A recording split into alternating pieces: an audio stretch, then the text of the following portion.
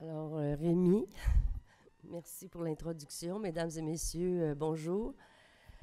Alors, oui, ça me fait grand plaisir d'être avec vous aujourd'hui, d'autant plus que le Secrétariat international des infirmières et infirmiers de l'espace francophone, nous sommes une association amis de la Colufras. On a eu l'occasion à plusieurs reprises d'échanger un peu sur le développement de nos organismes et ça relève, je dirais, de la même inspiration du partage de savoir, d'expertise et d'expérience entre différents pays.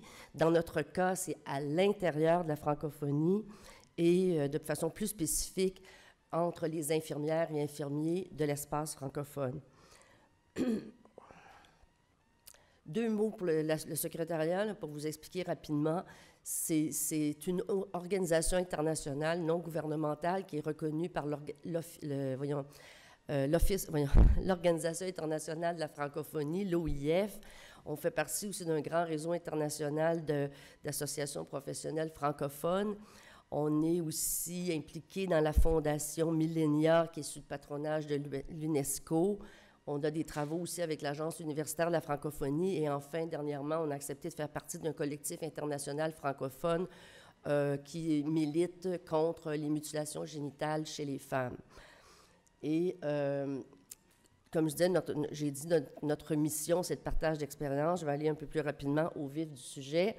Il y a 1 million d'infirmières à peu près francophones dans le monde. Malheureusement, ils ne sont pas tous membres de notre association, mais on a des infirmières et infirmiers des grandes associations, des facultés de sciences infirmières dans à peu près 25 pays et on n'a aucun financement gouvernemental. Là, on s'autofinance nous-mêmes. Donc, c'est quand même une preuve du leadership infirmier. Donc, si on va sur la question des soins de santé primaire, le Conseil international des infirmières et infirmiers a déjà pris position, l'Association des infirmières du Canada. En fait, nous, cette année, on va publier un énoncé de positionnement parce qu'il demeure que des soins de santé primaire ont pour objet d'assurer une équité dans l'accès aux soins, de travailler davantage sur les déterminants sociaux, donc d'être beaucoup plus proche dans les différentes communautés. Les infirmières, comme sûrement la plupart d'entre vous, nous sommes convaincus de la pertinence de faire ce virage et on doit interpeller le leadership infirmier de la manière suivante, que c'est les facultés de sciences infirmières ou les IFSI, les écoles en France ou ailleurs en Suisse. Je peux vous dire que dans tous les programmes de formation infirmière, la notion de santé communautaire ou d'intervention globale personnes, familles, communautés, ça fait partie du cursus de formation. Donc, après, il faut toujours se demander comment ça peut se vivre dans la réalité des choses. Alors, je cite une étude parmi d'autres, mais une étude, une grande commission d'enquête canadienne qui s'appelait la commission Romano en 2002, interpellait l'ensemble des provinces au Canada, mais on avait eu un peu avant la commission Rochon ici au Québec, puis un peu après, on a eu la commission Claire. Moi, je peux vous dire, presque toute ma carrière, nous sommes allés de commission en commission, et c'est toujours les mêmes recommandations. Faisons un virage de soins de santé primaire pour redonner une assise beaucoup plus performante et beaucoup plus adéquate dans le système de santé. Donc, et vous voyez, 2002, là, ça fait déjà plus de 10 ans. Et donc, dans le fond, on pourrait dire même depuis Alma-Ata en 78. D'ailleurs, à cette époque-là, dans les années où il y a eu la déclaration Alma-Ata, ici au Québec, nous avions pris ce virage-là par le déploiement de ce qu'on appelait le réseau des centres locaux de santé communautaire. Donc, le Québec, pendant 10 ans, a pris la peine de créer ce réseau-là qui était vraiment ancré dans toutes les communautés. Il y avait des milliers d'infirmières qui y travaillaient. On appelait ça les CLSC. Et ces points d'ancrage-là dans la communauté, mur à mur au Québec, avaient des programmes de prévention. On parle, par exemple, des infirmières scolaires qui allaient en milieu scolaire, les infirmières qui allaient en milieu de travail, la santé au travail, des cliniques de dépistage de maladies transmises sexuellement. On parle d'infirmières qui font tout le suivi prénatal ou postnatal, les visites à domicile postnatales, surtout auprès des clientèles femmes vulnérables. On parle d'infirmières qui travaillaient dans la rue, des infirmières qui travaillent auprès des itinérants. Bref, on pourrait dire que le Québec s'était doté de l'infrastructure la plus performante pour éventuellement se donner des soins de santé primaire qui correspondent justement à la vision Alma-Ata.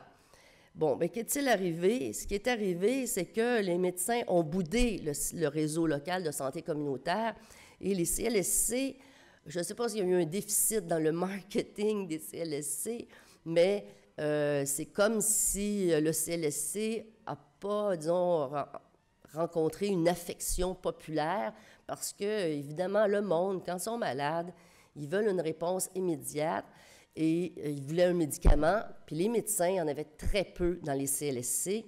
Et mon opinion à cet effet, c'est que pendant que le gouvernement mettait de l'argent à bâtir des CLSC, il continuait à tolérer ou même à financer les médecins qui, eux, se partaient des cliniques privées. Donc, on s'est retrouvés 20 ou 30 ans plus tard avec des cliniques privées de médecins tout seuls à faire de la médecine et des CLSC avec très peu de médecins, mais il y en avait des médecins, mais c'était presque des missionnaires, ces médecins-là, dans les CLSC, parce que c'était pas payant de travailler dans un CLSC, disons les choses. C'était des médecins, entre guillemets, à petit salaire, et pour avoir un niveau de rémunération intéressant comme médecin, bien, mieux vaut être dans une clinique privée. Quand on dit privé, c'est le bâtiment qui est privé, mais c'est l'État qui paye le médecin. Et les médecins en clinique privée, bien, eux sont payés à l'acte, sont payés au volume, et c'est là qu'on peut faire de l'argent. Alors donc, on s'est retrouvé avec un grand réseau comme ça, un système de santé dichotomique en quelque sorte. Et malheureusement, le gouvernement ou les gouvernements qui se sont succédés, au lieu de trouver des façons de payer chèrement les médecins pour les installer dans les CLSC, ben c'est comme démissionnant devant la situation, de façon, je dirais, un peu plus récente. Le réseau des centres locaux de services de santé communautaire ont été intégrés dans des grands centres de santé, mais dirigés finalement par les hôpitaux. Donc, il y en a qui ont parlé de récupération des CLSC par les hôpitaux, mais vous savez que quand il y a des grandes réformes structurelles comme ça, on utilise des mots très politiquement corrects. C'était que non, nous n'abandonnions pas notre vision communautaire, mais non, nous créions des centres de santé à vision populationnelle. Une fois qu'on a dit ça, on s'est dédouané au plan philosophique. Alors là, mais les chiffres, je vais vous donner quelques exemples après, vont parler d'eux-mêmes quant au développement ou la performance de cette nouvelle approche. Et en contrepartie, bien, on a dit aux médecins, étant donné que ce serait bon que vous travailliez peut-être avec les gens du réseau de la santé, on va créer les groupes de médecine de famille, ça relève d'une bonne intention, et on va vous prêter des infirmières. Si il y a 10 médecins, on va vous prêter 2 infirmières de l'hôpital qui vont aller vous aider. Puis peut-être que ça va donner une vision un peu semblable à celle du CLSC. Mais dernièrement, les derniers rapports démontrent que finalement, ce n'est pas une formule tellement performante. Alors, donc, tout le monde sait, toutes les études le disent, allons de l'avant avec, je m'excuse, je suis une des dernières à parler, puis je suis peut-être un peu la rabat-joie, mais disons, allons de l'avant avec les soins de santé primaire. L'Organisation mondiale de la santé, dans différents écrits, a sollicité la participation active de tous les gouvernements à revoir leur système de santé primaire et d'interpeller les différents acteurs. On a également un organisme qui est intéressant, parce que je vais y revenir tantôt, c'est l'OCDE, l'Office de coopération et de développement économique, a publié il y a peut-être 3 ans une étude et qui, en fait, demandait de revoir les champs d'exercice des différents professionnels.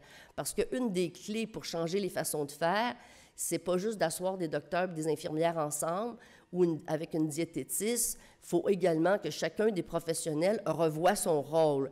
Donc, une des clés pour changer les modes de fonctionnement en soins de santé primaire, c'est de s'assurer que les professionnels ne sont pas cloisonnés au plan du cadre légal. Donc, revoir les champs d'exercice. Et j'étais contente, j'aime ça citer l'OCDE parce que ça ne fait pas corporatiste du tout. Ce n'est pas une infirmière qui dit « on aimerait donc ça avoir des rôles plus importants ». L'OCDE a dit, sur une base d'efficacité économique, il serait très important de transférer des responsabilités entre les médecins et les infirmières parce que c'est un facteur d'amélioration et de productivité des services. Ça peut amener une redéfinition efficiente des territoires et un redéploiement des compétences infirmières ferait partie de la clé. Et ils ont ajouté, la profession infirmière doit évoluer d'un rôle d'assistant médical à celui d'agent de santé publique. Alors, voilà un des leviers, mais il n'est pas suffisant. Au Québec, on a beaucoup revisé, on a tout ouvert les champs d'exercice entre les médecins et les infirmières. On introduit les infirmières praticiennes, les nurse practitioners en soins de première ligne, mais quand bien même on revoit les champs d'exercice, il faut aussi revoir les modes de financement des services. Je vais y revenir, mais j'en profite pour souligner parce que je pense que c'est l'intervenant qui va suivre, qui est Dr Massé, était à l'époque directeur de l'Institut national de santé publique et quand j'étais présidente de l'Ordre infirmier, bien, on avait signé une entente de collaboration et je dois rendre hommage, on peut dire, à l'Institut national de la santé publique et la santé publique en général au ministère de la Santé a toujours été un fervent promoteur d'un rôle infirmier élargi en première ligne. C'est eux qui ont promu envers et contre tous la possibilité que les infirmières puissent initier de la contraception hormonale, faire des prescriptions de contraception dans les écoles, entre autres, et puis envers et contre, à l'époque, comment dirais-je, c'était pas une tendance très souhaitée par les parties médicales, pas davantage non plus par les pharmaciens. Donc, et ils ont été promoteurs comme ça de plus de rôles infirmiers susceptibles d'avoir un impact de système et un impact sur les indicateurs de santé. Pourquoi prescrire des contraceptifs hormonaux? Bien, c'est dans un esprit que l'infirmière en milieu scolaire ou dans un centre local de santé communautaire qui reçoit une jeune femme et qui veut prévenir des grossesses inutiles ou enfin qu'elle ait le moyen d'agir. Parce que quand un professionnel de la santé est en contact directement avec le citoyen ou la personne qui se présente, faut, comme vous connaissez l'expression, il faut agir là où se fait la rencontre et dire à un jeune de 17 ans dans un collège, tu iras voir ton médecin de famille, quand il n'y en a même pas, bien, ça s'appelle une occasion ratée. Donc, revoir les champs d'exercice, notamment des infirmières, c'est donner un pouvoir d'agir de façon efficace. Un peu partout, à cet égard, on peut dire que l'élargissement se fait pas tellement au sein de la francophonie. Je reviens d'une conférence internationale en France, je suis en contact avec la Suisse, etc. Mais on peut dire que les pays anglo-saxons, et disons que le reste du Canada est plus anglo-saxon que le Québec, ont pris une longueur d'avance de décennies dans l'introduction des nurse practitioners, entre autres, et comme je vous dis, de rôle élargi, mais il reste que c'est discuté en France aussi, c'est discuté un peu partout. C'est une tendance mondiale qui prend plus ou moins de temps à s'installer. Et pourquoi ça présente de l'intérêt? C'est que plus les infirmières sont formées, mieux elles sont formées, plus elles peuvent être une porte d'entrée au système et devenir un agent efficace en soins de santé primaire. 35 ans après la déclaration d'Alma-Ata, où en sommes-nous vraiment? Je n'avais pas le temps dans le cadre de cette présentation ici de faire des études comparatives, mais même si je préside un organisme international, j'ai fait ma carrière d'abord au Québec, donc je me permets à ce stade-ci une réflexion ad lib, à savoir que, comme j'ai dit tantôt, nous avions une infrastructure avant-gardiste. Nous n'en sommes plus là. Et cet hiver, M. Castonguay, qui était le ministre qui avait fondé tous les régimes d'assurance santé au Québec, a publié un livre assez critique sur la situation actuelle. On a récemment, au mois de septembre, le Conseil canadien de la santé également, qui a fait une analyse assez sévère sur la situation canadienne, toujours, et ça finit toujours par un vœu pieux. Revoyons nos soins de santé primaire, améliorons l'efficacité des soins de santé primaire. Et la question que je vous pose, c'est pourquoi ça ne se fait pas? Bien, moi, je trouve que nous, les professionnels de la santé, et souvent dans des forums comme aujourd'hui, bien, on est des médecins, des infirmières, des travailleurs sociaux, des diététistes ou des gestionnaires de la santé, mais on ne parle jamais, on ne regarde jamais le système de santé d'abord et avant tout avec une logique économique. C'est un marché. Qui dit un marché dit que c'est un espace économique extrêmement convoité. La grande industrie veut vendre de l'équipement, veut vendre des produits, veut vendre Alors, il y a tellement de choses à vendre dans un système de santé. Il y a des prestataires de soins qui ont obtenu un monopole de marché. Pensez-vous qu'ils vont laisser tomber leur monopole de marché comme ça facilement? Donc, c'est sûr que si on regardait le système de santé davantage avec une logique économique, qu'on pourrait trouver les leviers pour le transformer. Parce que présentement, le grand défi de toutes les sociétés émergentes comme les sociétés du Nord, ça va être le défi des maladies chroniques. Et les maladies chroniques, c'est extrêmement coûteux sur la productivité d'un pays. Et pour faire face aux maladies chroniques, le système de consultation hospitalière, qui a un caractère très ad hoc, n'est pas le modèle performant.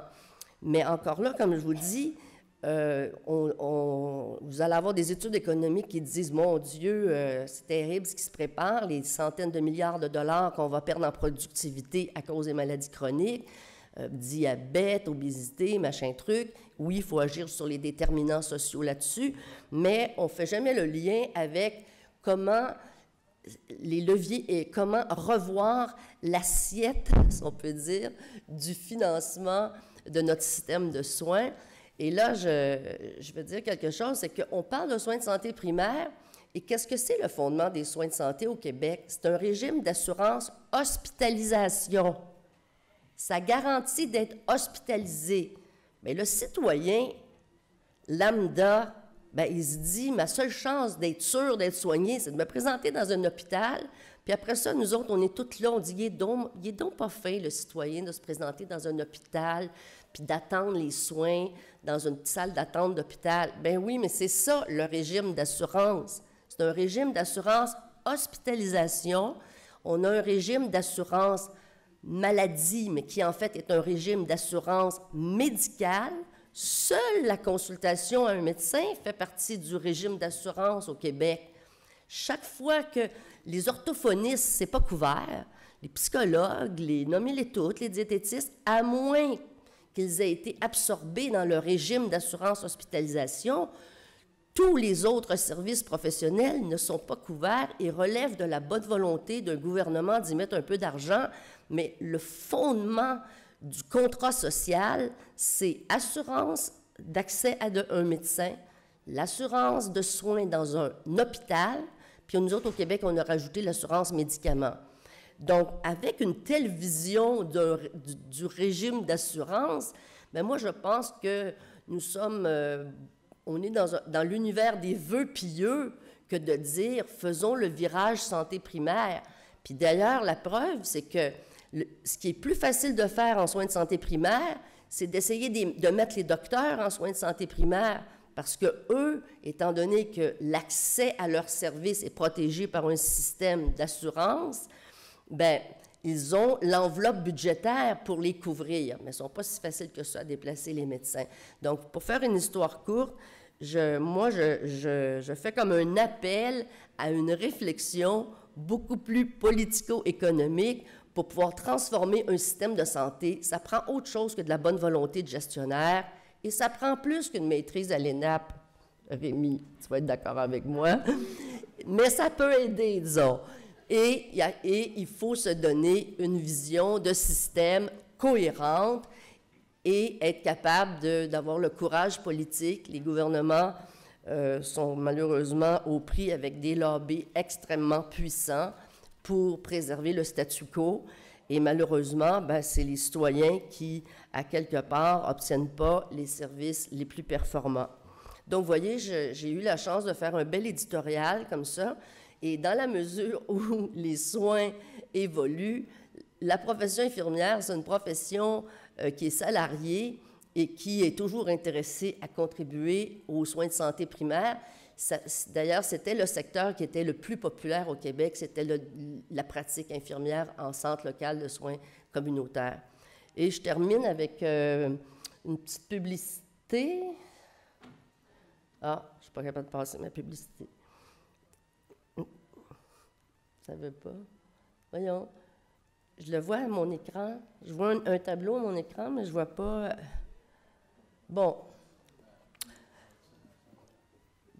Comment ça se fait? Cette valeur. En tout cas, écoutez, vous êtes tous conviés en juin 2015. Nous allons tenir notre 6e congrès mondial sur le défi des maladies chroniques, un appel à l'expertise infirmière.